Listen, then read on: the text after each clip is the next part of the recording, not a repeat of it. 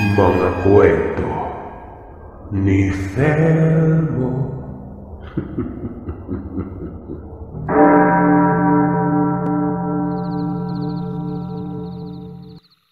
Hindi madali ang malagay sa isang sitwasyon na ikaw lang ang nakakaalam.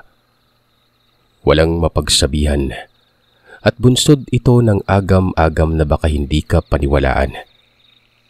Lalo na kung ito ay hindi karaniwan at lalo na kung ito ay patungkol sa kababalagan. Mapagpalang araw, Sir Seth. Itago niyo na lamang po ako sa pangalang Rick. Ako ay may karanasan na masasabi kong ito na ang yugto ng buhay ko na siyang nagiging bangungot sa tuwing matutulog ako. Nakakabaliw. Ako lang kasi ang nakakaalam. Walang makausap at baka makutyap at pagtawanan. Taong 2001, sa Cebu, mag-aaral ako sa isang pampublikong kolehiyo. Bali nangungupahan lamang ako noon kasama ng pinsan ko. Isa itong malaking pasilidad dati na ginawang paupahan. Sari-sari ang umuuko pa dito. Iba't ibang paaralan din ang pinapasukan. May mga live-in pa nga pero mag-aaral din eh. Nung una, nakikiramdam at natural na ang makibagay. May iba't ibang ugali kasi ang nakakasalamuha na para ding nasa eskwelahan. Ang kasundo ko lamang noon ay ang pinsan kong si Simon. Hindi niya totoong pangalan. Kalaunan ay nagkaroon na rin ako ng mga kaibigan sa upaupahang yon. Nakakayayaan pa minsan ng gala pero wala naman akong pera sa ganon. Kaya madalas ay tumatanggi ako. May nanglilibre sa akin. Isang babae ito na hindi ko mawari kung bakit parang feeling close siya. Kung sa forma ko, hindi naman ako kagwapuan. Pangalanan natin ang babaeng ito na Jinky. Ang nakakabaliw dyan, hindi naman maharot. Kung gala ang usapan, gala lang talaga at hindi din umiinom. Matino ito. Pero akala ko lang pala yun. Kung hindi ako nagkakamali ay araw ito ng Sabado. Late na ako nagising. Mataas na ang araw at kasalukuyang nagsasaing. Hindi ako umuwi sa amin. Ang pinsan ko lamang na si Simon ang umuwi at siya na ang nagdadala ng allowance ko pagkabalik nito. Napakatahimik noon sa boarding house. Karamihan ay umuwi sa kani-kanilang probinsya at nangyayari ito sa tuwing Biyernes ng gabi. Si Jinky, nakita ko ring umuwi yon. Nagpaalam pa nga sa akin na para bang may relasyon kami. Alam nyo, hinahayaan ko lang yung babae. Tinutukso nga ako nun ni Simon eh. Na kesyo patulan ko na raw. Nakakaawa naman umano. Kala mo kung sino akong gwapo eh. Kamukha ko lang na mata mga tatay niyo mga kagiliw. Hindi biro lang. Habang nagsasaing ako noon ay bigla na lang may kumatok. Mabigat pa ang pagkatok kaya naman napasilip ako sa bintana. Pero wala naman akong nakita sa labas. Naiisip ko na baka loko-loko lamang ito na pagtripan ako. Marami din kasing pilyo sa pasilidad na yon. 3 palapag ito tapos nasa pinakababa kami at sa may sulok talaga. Kapag lumabas ng silid may mataas na pader sa kaliwang parte. Tapos sa tapat, mga silid din ito at karamihan sa umuuko pa. Mga babae. Isang palapag lang yon. Masingit ko nga itong mga kalokohan doon. Ang CR na magkakasunod may mga butas. Hardiflex lang kasi ang dingding. Mga puslitan ito ng mga malulupit na sniper. Maninilip kumbaga. Marami talaga. Nagkakapatong-patong pa sa kakasilip kapag may naliligong babae. Nasa tabi lang kasi yun ang silid namin kaya nakikita ko yung mga kalokohan doon. Mabalik tayo sa kwento.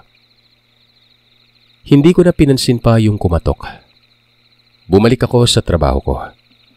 Matapos maluto ang bigas sa rice cooker, humiga ako sa katre. Double deck yun. nasa ilalim ako at sa itaas ang pinsan ko. Pero muli na namang may kumatok.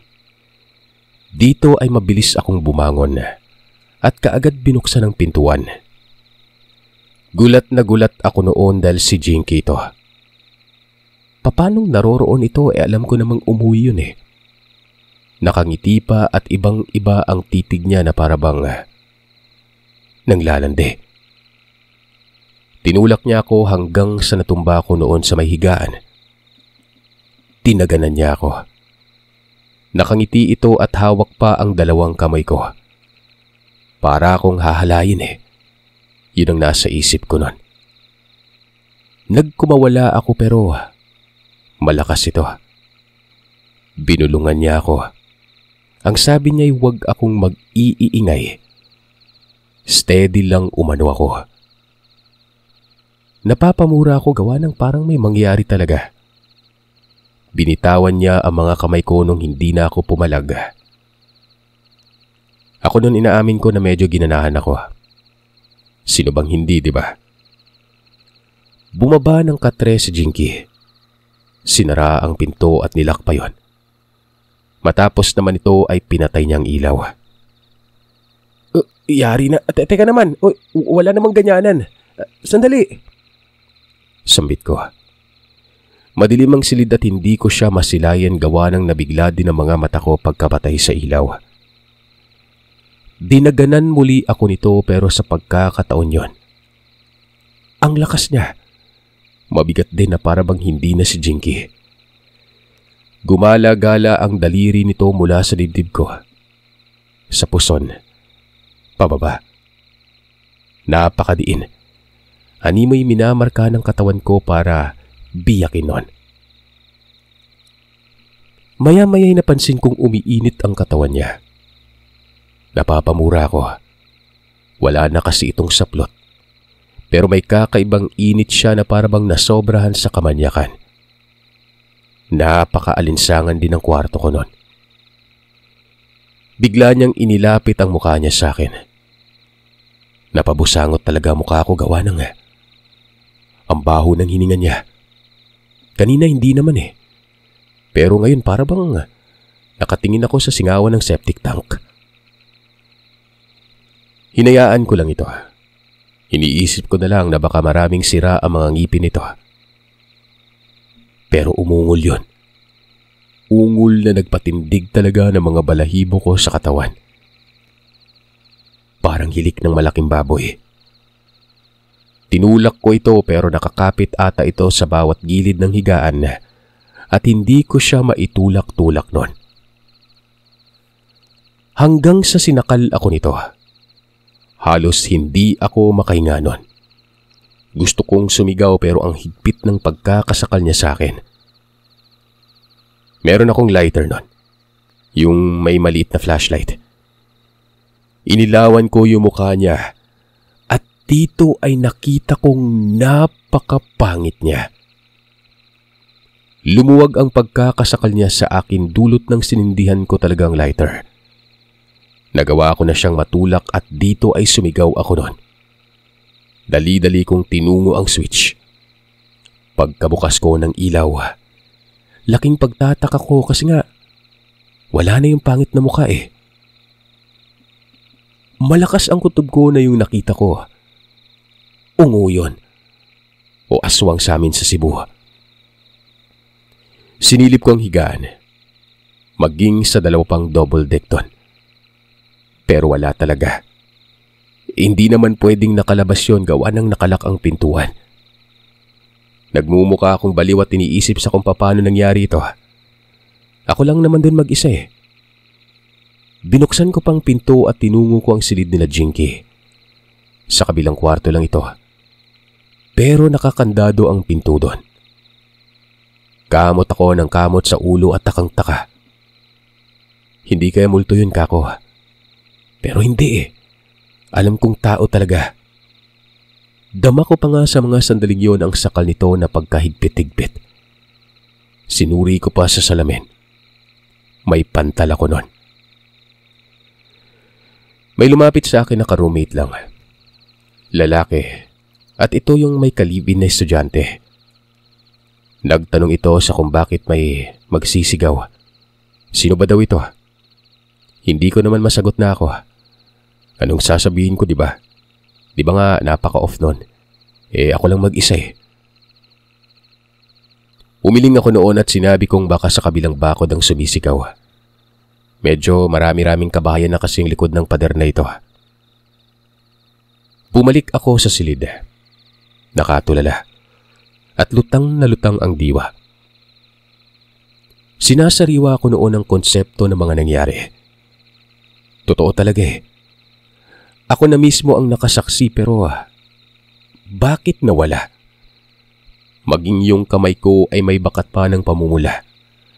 Tapos medyo mabaho ang pisngi ko nun. Dinilaan kasi ng kung anong hayop na yun eh. Muli ko pang sinilip ang higaan. Nagulat pa ako nang may biglang sumulpot na pusa. Galit yun tapos mabilis na tumakbo palabas. Paulit-ulit kong isinasa diwa ang lahat pero ang hirap pagtantuin. Kinagabihan, nakabukas ang ilaw nang matulog ako. Nagtabi ako ng patalim. Mabuti at wala namang nangyari na mga sandaling yon. Kinabukasan ay dumating na ang pinsan ko. Nga pala, taga Santander ako. Dapat sa Dumaguete ako mag-aaral. Kapatid ko kasi ang nakapagpayo na sa syudad na lamang ng Cebu kasi nga naroon din siya sa Cebu noon. Akala ko naman sosoportahan ako noon pero wala namang naitulong. Bagkus ay babaero pa at bisyoso. Nagsisisi nga ako noon eh. So bali ito na nga. Dumating ang pinsan ko dapit hapon ng linggo. Nagtaka sa kung bakit may pantal ang leeg ko noon. Para umano akong nakaligtas mula sa pagbigti. Hindi ko naman masabi ang dahilan sa pinsan ko. Pagkatapos wala di ba? Baka isipin pang nababaliw ako kaya sinabi ko na lamang na baka allergic ako sa hipon. Pagsapit ng gabi, nagulat ako nang bumungad si Jinky sa may pinto. May dala pa itong mga prutas, santol, tambis o makopa. Tinitigan ko itong maigi. Habang nangyayari naman ito ay dahan-dahang bumubusangot ang mukha niya. Sabi niya bakit daw ang sama ko makatitig. Kung may pangit ba sa mukha niya, kung may kakaiba. Wala. Wag mo nang pansinin. Nanibago lang ako. Gumanda ka kasi ngayon. Ngumiti naman si Jinky noon. Tapos ay inabot niya sa akin ng mga prutas. Ang sabi niya ay marami daw sa kanila ito at naisip niyang dalhan ako. Matik kantsaw na naman ang inabot ko noon kay Simon.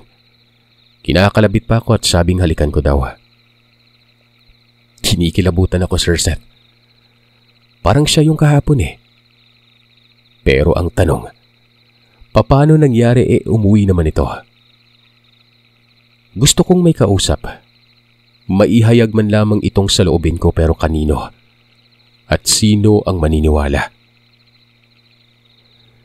Magmula noon ay medyo may pagbabago ang pakikitungo kay Jinky. Hindi na ako gaanong sumisipat sa silid nila kapag lalabas ako ng silid namin. Bukod nga pala sa pinsan kong si Simon, may dalawa pa kaming kasama dun sa kwarto.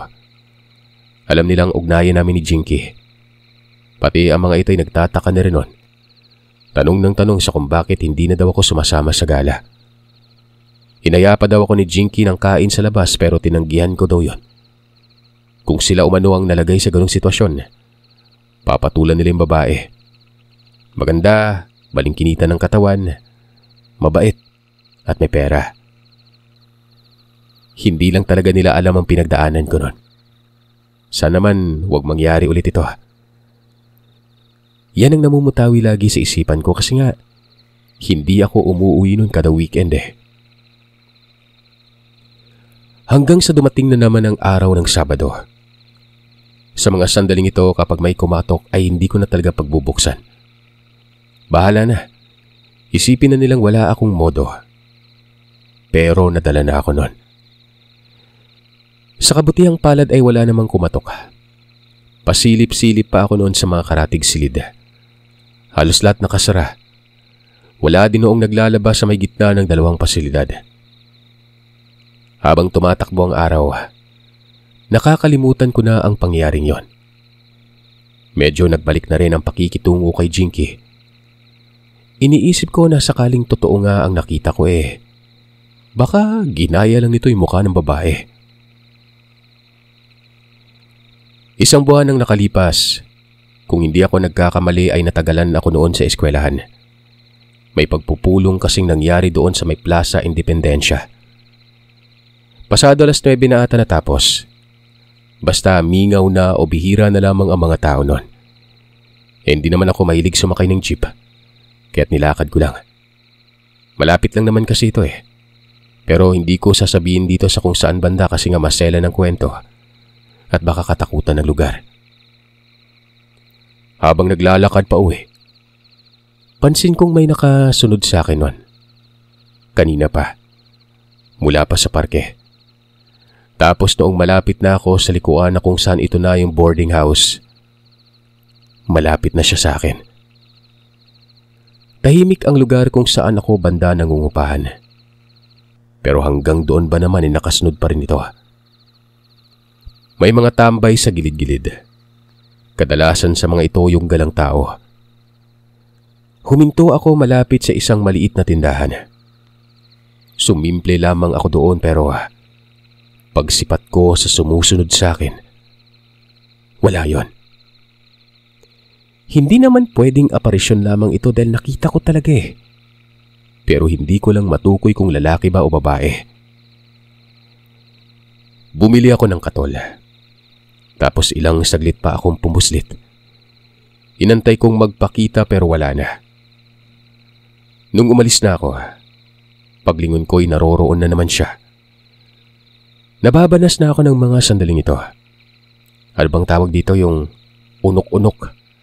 Yung pinaglalaruan ako ng kababalagan. Tinitigan ko ito. Nakasombrero yon at hugis babae ang kanyang katawan. Hindi ko naman maaninag ang mukha kasi natapat siya sa madilim na bahagi.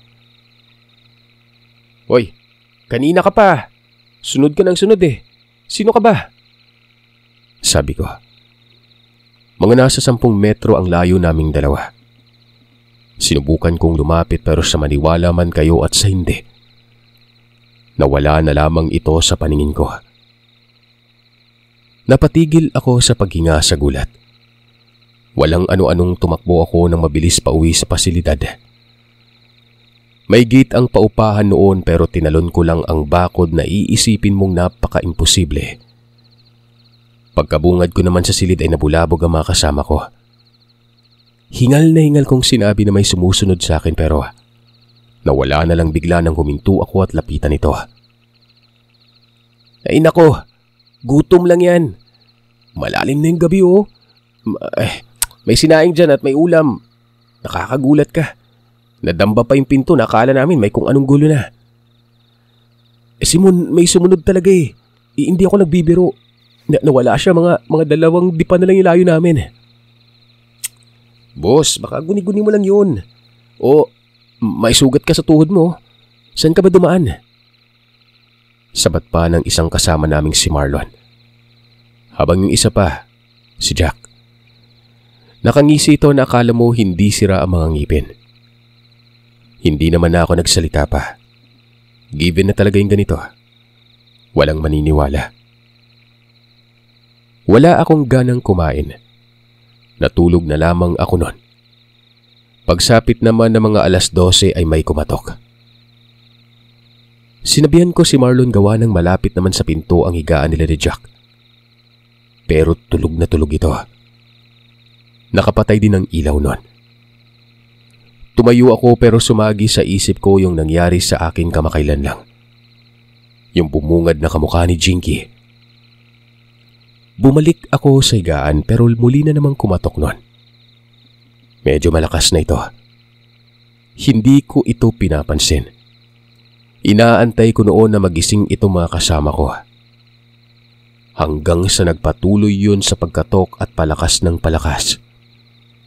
Ultimong mga karatig silid, imposibleng hindi mabulabog noon Pero ang nakapagtataka, wala man lang nagreklamo. Ultimong ang mga kasama ko, tulog pa rin. Para bang gusto nang sirain ang pinto nun. Sumigaw ako noon. Sabi ko wag siyang manggulo. Sinigawan ko din sila Marlon. Pero mantakin nyo na hindi man nang nagising. Banas na banas talaga ako, kako. Ano ba ang nangyayari at wala silang pake? Parang ako lang ang nakakarinig. Tumayo na ako at binuksan ko ang ilaw. At dito nanlaki ang mga mata ko. Ako lang ang nasa loob ng silid nun. Tama kayo ng narinig. Ako lang. Iniisip kong panaginip lang pero hindi eh. Wala talagang tao, Sir Seth. Ito namang kumakatok. Sinilip ko sa bintana. Nanigas ako noon gawa ng kawangis niya yung babaeng nakasombrero. Yun din ang suot na damit. Nakayuko nga lang ito at hindi ko maaninag ang mukha niya. Takot ako nun. Naiisip ko na baka ito na yung babae kamakailan. Nagsisisigaw ako na parang baliw. Patuloy pa rin ito sa pagkatok. Naglulupasay na ako noon sa may sahig hanggang sa napalitan ng pagiging desperado ang diwa ko. Kumuha ako ng patalim. Binuksan ko ang pito sabay amba ng saksak. Nanlaki ang mga mata ko. Ang naroroon, walang iba kundi si Simon. Nagulat pa ito at nakaangat ang kamay na animoy sasalagi ng patalim. Uy! Anong nangyari? Ba't may kutsilyo ka? Nagsisisigaw ka dyan eh. Teka, ibaba mo naman yan. Ako lang to pre, si Simon. Nakatulala ako nun. At parang sasabog ang utak. Hindi ko naman masabi sa kanya ang nangyayari pero ang tanong, bakit wala sila sa silid? Hanggang sa muling nagsalita ito at nagkainuman daw sila sa kanto. Nagmamadali daw siyang umuwi kasi nga pinuntahan siya roon ng ka-roommate na babae. Nagsisisigaw daw ako sa loob. Sinusubukan nilang buksan pero nakalak umano. Pagtingin ko sa gilid, Sus Maria, ang daming nakaumang na tao. Mga ka-roommate lang. Nakatingin lahat sila sa akin. May nakapagsabi pa nga na ipasuri daw ako sa doktor. Baka depress ako. Binaba ko ang patalim at dahan-dahang bumalik sa higaan ko. Iniisip ko ang nangyari. Hanggang sa tumabi sa akin si Simon. Yung mga tao naman ay nakasilip sa pinto. Maging sina Marlon at Chuck. Namumula pa ang mga mukha at halatang lasing. Simon, nakita mo yung pantal ko sa leeg? Ang totoo hindi yun allergy. Sinakal talaga ako nun at kamukha niya si Jinky. Pinatay niya yung ilaw nun at naging halimaw siya. Pero pagkabukas ko ng ilaw dahil nga nakawala ako eh. Naglaho yun. Kanina may kumakatok at pagsilip ko sa bintana. Yun yung sumusunod sa akin sa kalsada. Hindi ko mawari eh. Pagkabukas ko sa pinto, ikaw na yung bumungad. Hindi ako baliw pare. Matino ako, alam mo yan. Napaka-imposibleng hindi ko siya makita dahil nakita ko talaga eh. Tumayo si Simon at sinara ang pinto. Medyo gumaan ang pakiramdam ko. Dahil nga kami na lang dalawa nun. Totoo ba yan? Naniniwala akong hindi ka baliw pero sana naman maintindihan mo ako. Pakiusap. Magpasuri tayo. Sasamahan kita bukas. Sabi ni Simon. Ano ba yan, Simon? Naniniwala ka ba o hindi? Kung sa bagay, wala naman kayong ibang isipin kung hindi ka baliwan. Ganito, Rick. Naniniwala ako na matino ka. May malasakit din ako sa'yo. Oo, may nakita ka pero sapat na ba yun para isipin kong totoo? Kaya ka nga ipapasuri bukas para magkaalaman kung may latak ba dyan sa utak mo. O yung mga mata mo, insan. Nangingitim na parang kulang ka lagi sa tulog. Pumangit ka lalo. Wala akong masabi. Yun naman ang bagsak ko, di ba? Ang isipin nilang baliw. Pero hindi ako nagpasuri noon. Pero naging matunog ang pangyayaring yun sa eskwelahan na. Lalo na't may dalawa sa karatig silid na kaparehas ko ng eskwelahan noon. Ang kinakatakot ko noon ay baka malaman ng guro namin. Hinayaan ko na lang pero malaki ang naging epekto nito sa pag-aaral ko. Parang gusto ko nang umayaw nun eh. Paroon at parito, pinagtitinginan ako. Yung mga tao sa pasilidad, laging nakamasid at may pag-uusap na mahina. Hanggang sa hindi ko na talaga kinaya. Lumipat na ako noon ng boarding house. Pero yung pinsan ko sumama din. Nababahala daw ito sa akin at baka kung ano pa ang gawin ko noon. Mga ilang distansya lang mula sa dating inuupahan ng nilipatan ko. Sa pagkakataong ito ay nasa tabi na yon ng kalsada. Wala ding gaanong mga marites kasi nga bihira lang doon ang hindi abala. Kalimitan ng mga trabahante. Wala gaanong mga tambay na ang sumsuman sa usapan na ang ginagawa ng ibang tao. So ito na nga. Magkakasama pa rin kami ni Simon. Kami lang talaga dalawa sa silid nun. Walang nangyari dito. Walang unok-unok nun. Kaya naman pinaliwanag ko kay Simon na baka nahirapan ang kung sinong aswang. Pero ang sabi naman nito sa akin, kalimutan ko na daw yon at baka bumalik pa ang sakit ko sa utak.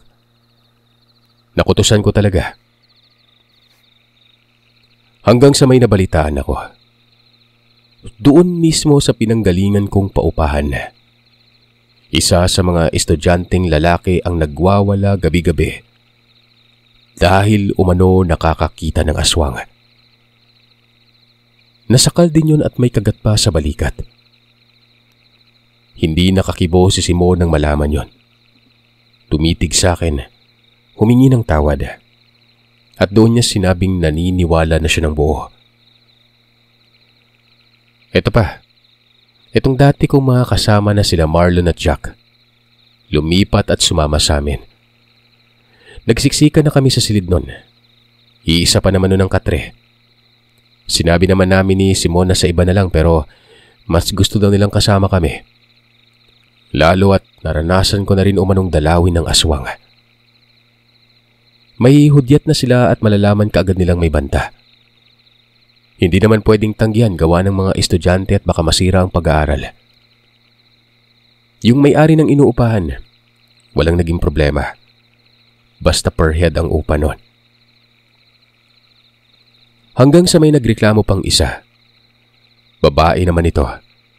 Kamuntikan umanong madali. Mabuti na lang at naabutan ng kasama. Nakapatong na umano ang aswang, pero mabilis naglaho. Naging maugong ang balitang yon. Nagsialisa ng ilang nangungupahan. Pero si Jinky ay naroroon pa rin. Sinabi ko kay Simon na malamang ay nag-anyong kasamaan lang yon tapos isang aswang pala. Kagaya na lang ng nangyari sa akin na kawangis niya si Jinky. Ay naman sa pinsan ko. Nagtanong-tanong daw siya sa mga abilidad ng aswang. Sadyang napakagaling daw nitong manglinlang. Lumuwag ang pakiramdam ko ng mga panahon na ito. At least sigurado akong hindi na ako baliw sa mga mata nila. Yun nga lang, ang hindi ko inaasahan. Mararanasan ko uli yon. Buwan nang nakalipas. Nagaya itong mga kasama ko ng gala. Siyempre, hindi ako pumapayag kasi walang pera. Maliban na lang kay Simon na makapal naman ang mukha nun. Nakikihits lang. Ano bang nakain itong si Marlon at kinuha ba naman si Jinky? Dinala talaga sa boarding house tapos aligaga ang mukha ng babae. Kinamusta ko. Kasi nga pinamamadali umano siya ni Marlon dahil nilalagnat daw ako noon tapos siya ang sinasangbit ko habang tulog. Nakakabanas yun. Napagkasunduan nila ako eh. Nagawa pa nilang ipahamak sa kalokohan itong si Jinky. Sabi ko ay wala namang nangyari sa akin. Dito ay sumabat si Jack. Ayaw ko daw sumama sa gala kaya kinuha na si Jinky. Dahil si Jinky lang naman daw ang nakakapagpapalambot ng tuhod ko noon. Alam nyo, Hindi nga ako baliw pero yung wangis ng babae na kamukha talaga ni Jinky, naroroon pa rin sa diwa ko. Tumanggi ako nun. Kako hindi ako sasama. Umalis si Jinky pero pagkabalik nito, bihis na. Naka-pencil pa yun at ang amag ng kanyang mga paa, tapos nakaslimbag na cute. Niyaya niya ako na tara na umano. Naligo na daw siya para mabango naman habang kasama ko umano. Ano na? Ba't hindi ka makapagsalita ha, Rick? Nasilaw ka sa legs no? Ganda no? Sis kinuuni mo dong. Sige na, bis na dahil nakapagsimba yung kasama mo. Wika ni Simon. Hindi na ako nakatanggi. Para bang may kung anong gayuma itong si Jinky at napapayag ako nun. Tandang-tanda akong Biyernes ng gabi ito. Si Simon ay bukas ng umaga pang uwi. Dapat sa gabi ding yun ang uwi nito. Pero dahil sa gala, ipinagpabukas na lang. Nawala na lang yung pagkabagabag ko. Naakit na ako kay Jinky. Ang kinis pa ng balikat niya kasi nga naka-spaghetti yun. At ang bango. Sobrang bango mga kagiliw. Nakakapanayo nga yun ng balahibo. Doon lang naman sa plaza kami gumala. Daming mga rugby boys doon. Magkakahilera sa pasilyo tapos lumulobo ang mga plastic na sisisingot. Gala lang. Pero hindi ko alam na mapupunta yun sa inuman. Nagparinig itong si Simon. Malamig umano ang panahon at maganda mag-beer. O hindi naman kaya gin. Kaso sakto lang itong pera ko para pamasahe bukas eh. Ikaw Marlon, baka naman. Pagpaparinig ni Simon. Doon ay sumabat si Jinky kung gusto bang uminom. Siya na umano ang bahala. Binigyan niya ng pera si Simon at sinabihang bumili ng alak at mga chichirya. Niyaya pa nito na maganda siguro banda sa may dulo para hindi sitayin dito. Doon kami sa may balete, gawa ng madilim doon. Pagkaabot ng pera nito kay Simon, sumirit kagad ito ng lakad. 1,000. Malaki na yung 1,000 dati. Tsaka may ibang pera pa si Jinky sa bag. Oo, at nag-aaral ako pero may pagkapilyo din. Umiinom at siguro may ilan din namang katulad ko. Katulad namin. Hanggat hindi pinapabayaan ang pag-aaral ayos lang yan. Natuloy ang inuman. Walang klase bukas at tulog lang ang atupagi namin. Kwentuhang mula sa seryoso, mga kalokohan. Itong si Jinky ay hindi umiinom. Pero magkatabi lang kami. Napag-usapan pa nga ang patungkol sa aming dalawa. Baka daw magkasintahan na kami noon at hindi lang sinasabi sa kanila. Nagkakatitigan lamang kami ni Jinky. Hindi naman ako makatanggi. Hindi ko masabi na hindi kami magkarelasyon. Nakukuha ko na noon ang pahiwatig ng babae at alam kong iba ang iisipin ni Jinky kapag magsalita ako ng negatibo. Ngumisi lang ako. Ngumisi din siya. Itong alak ay may tama talagang kakaiba. Mas umaantig ang adrenaline at makakaisip na ng kahalayan. Lalo pa noon na si Jinky nagpaparamdam. Yung tipong didikit ito sa akin na parang nanananching nun. Kahit hindi pa ako gamay dyan sa babae pero malakas po ang pangdama ng lalaki. Alam niyo yan mga kagiliw dahil yun naman ang totoo. Pasado 11:00, may nangsisita na doon na nagro-roaming. Pinaalis kami noon dahil nga may mga masasamang loob minsan na gumagala. Nakapagpasya na lamang kami na umuwi. Habang naglalakad ay humawak sa kamay ko si Jinky sabay wika ng doon na lamang umano ako sa silid niya matulog. Wala daw siyang kasama. Umuwi daw kanina. Siya na lang daw mag-isa doon. Sinabihan pa ako na baka iba ang iniisip ko. Nakita niya daw kasi yung kalagayan namin doon sa nilipatan namin. Parang posporo daw kami. Tapos nakainom ako at dapat nasa maayos na higaan ako noon. Ano? Hinaan mo naman yung boses mo. Tsaka baka anong isipin ng mga yan. Kilala mo naman na siguro sila no. Hindi ako tatantanan ng mga yan. Sabi ko. Ang sagot ni Jinky ay sila na din umano nagsabi na may relasyon kami. Hindi naman daw ako tumanggi. Tinanong niya ako, magkasama man kami at hindi, ano ang sasabihin nila? Na may namamagitan nga sa amin. Kesa naman daw sa mainis ako sa panunukso, isara na lamang umano ang isipan. Gawin umanong totoo. Inaantay lang naman umano ako ni Jinky noon.